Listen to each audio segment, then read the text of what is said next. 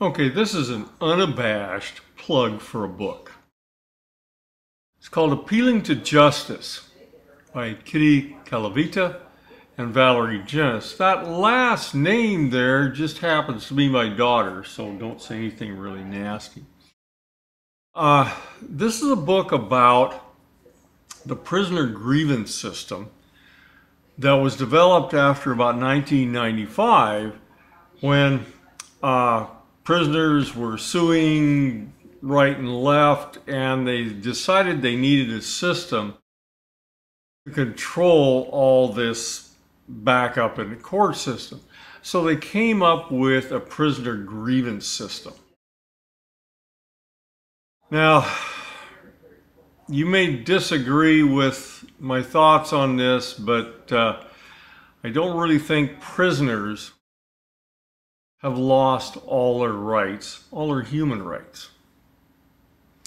But if you read this book, you may think they have. Some of the conditions that they work under, I would not allow my dog, my pigs, to actually live under those conditions. Medical grievances are the most common, and they can be pretty bad.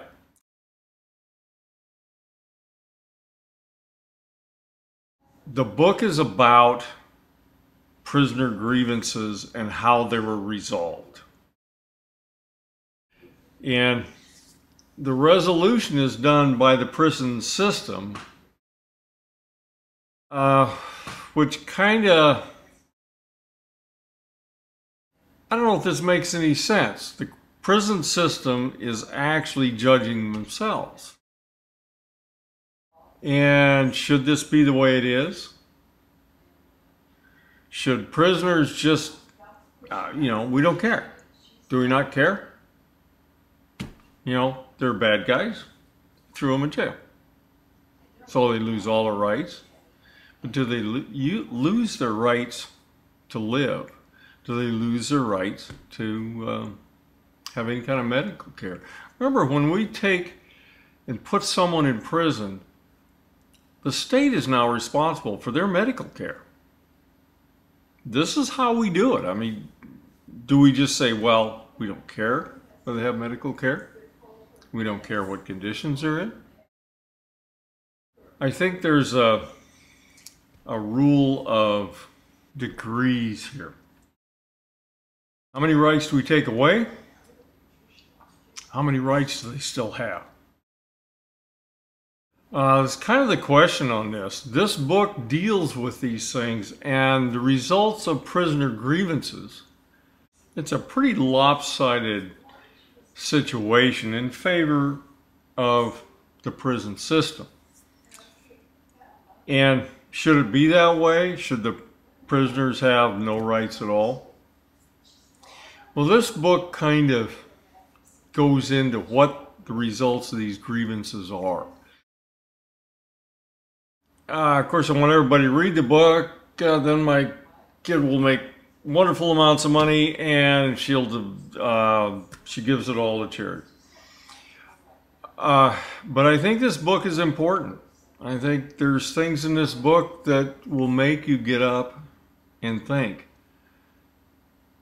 about prisons and how they work.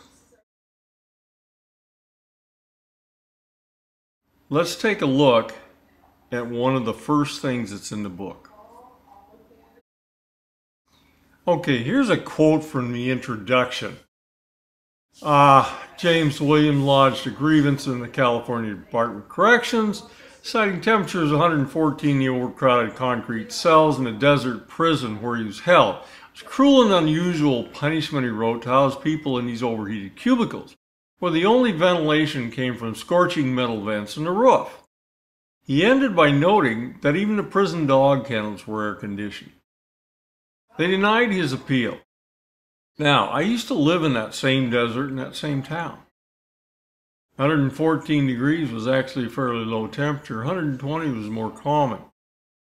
If you were an individual living in that, you may have to live at those high temperatures, but you also had choices. You could put a fan in, you could put an air conditioner in, you could move around.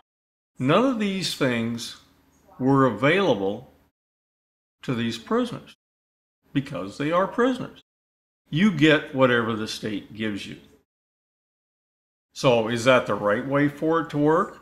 Should they just, hey, we're punishment, this is punishment here. We're not going to give you nice stuff. In fact, even the prisoners that were making the complaints were saying, this is not Disneyland, guys. This isn't the best place in the world to be. But should we really do these kind of things? This is by far not the worst. This was chosen by the authors as the first one of these appeals. But it is no way the worst of any of them. There are far worse ones. So I think this book brings into our lives an idea that is this the way we want this to work? We imprison an awful lot of people in this country. And you may say the conditions are too nice for them, they get too many good things. But remember, they don't have any choices, and they get whatever the prison system gives them.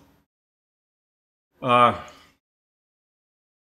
would like you to read the book because I think it's important. This kid has written, I may be wrong here, 5 books. This is the first one I've read that was not so technical I could not read. It's very good, mostly because my daughter wrote it. But this is an important book. I think everybody should read it. And then make your own choices on what you think about it after that. And it's on Amazon. Costs you about 30 bucks. Again, I really think it's an important book that all of us should read and decide if this is the way we want things to be.